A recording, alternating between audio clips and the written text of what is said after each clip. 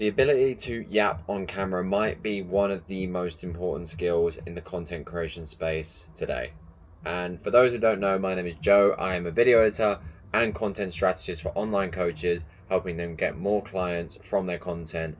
And whether you are looking to make yap content in the form of Instagram Reels, or if you want to be able to record YouTube videos just like this, all in one take, all in one, no script, then this will be the video for you. So for the past 11 days in a row, I've posted a video here every single day on YouTube. Most of those have been, or all of them I should say, have been done without a script, and most of those have been done just sort of all in one take and off the cuff, just like you're seeing now. So for those who have been living under the rock and haven't seen that, obviously a lot of yap content will be dominating your feeds, and I think the biggest benefit for all of us with this content obviously being popular, and do I see this content being popular forever? No, I think content creation is a big cycle. Everyone's kind of got sick of the over edited stuff, so it goes to more raw, and then naturally minimalist content then becomes more high end because you're staging how you look, make that minimalism look and all those kind of things. So I do think it is a cycle, but I think what this trend or theme has done for a lot of us is it's just given us no excuses to not create. Even Instagram themselves releasing trial reels is a sort of message to the masses saying that people are scared to create now, and people are overthinking their content and not posting as much as they should be.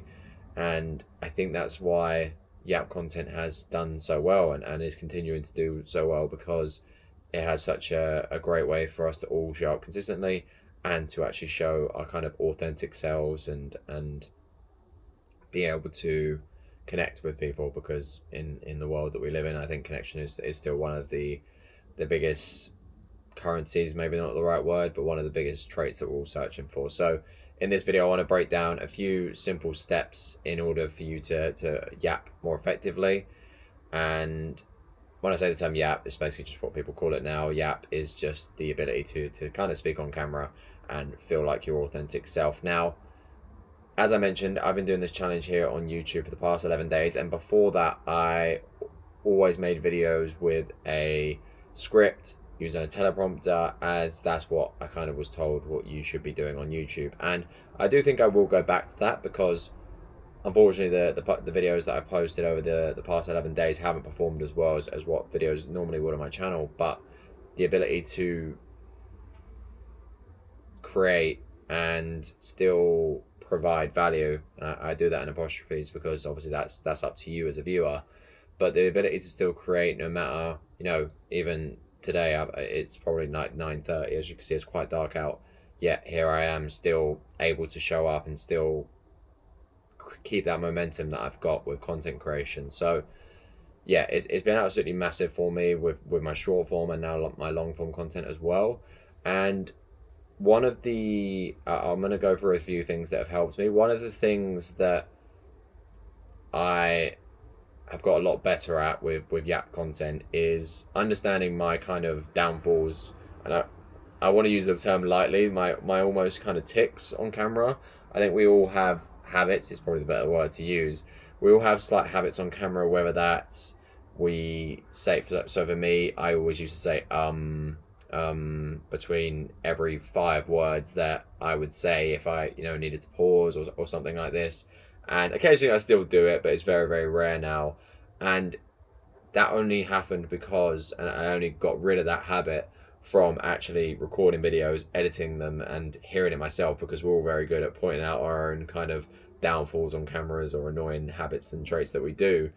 So I made an intentional practice to really, if I ever, even you'll notice in this video here, if I ever need to pause or think about something, I either just give it that silence and be comfortable with that silence, or maybe I'd extend a word just like there. I will kind of extend the end of the word rather than saying, because it just, it makes your message a lot less concise. Probably isn't the right word here, but again, even in these moments, I'm kind of just allowing myself to kind of think and show that authenticity of what I'm trying to think about, instead of just and then getting frustrated and getting flustered and hitting re-record. And listen, when you start to make this yap content, there is going to be a bit of a learning process. If you do need to record a video a few times and get a few different takes, by all means do it. I think the key is just not getting too frustrated and comparing.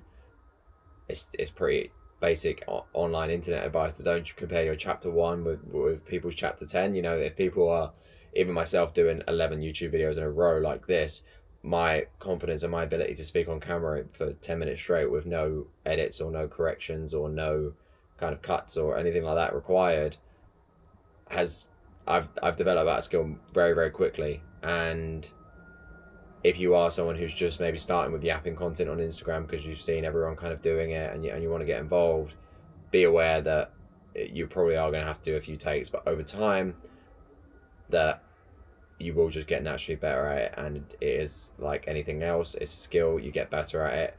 And my general kind of rule of thumb is if I mess up the first 15 seconds or the intro, I'll usually have like a rough intro that I have planned in my head, and then the rest of it I'll kind of freeball.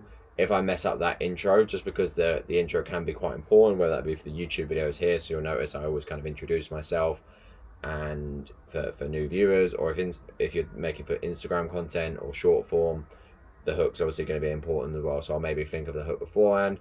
After that, I will kind of go more into free ball range. Again, don't know. I do this a lot. I keep making up terms. I don't know whether they make sense, but if I mess up the hook or the start of the video, I'll just go again. It's not worth it. But now at this point, if I look at my camera here, I've been recording for just under 7 minutes.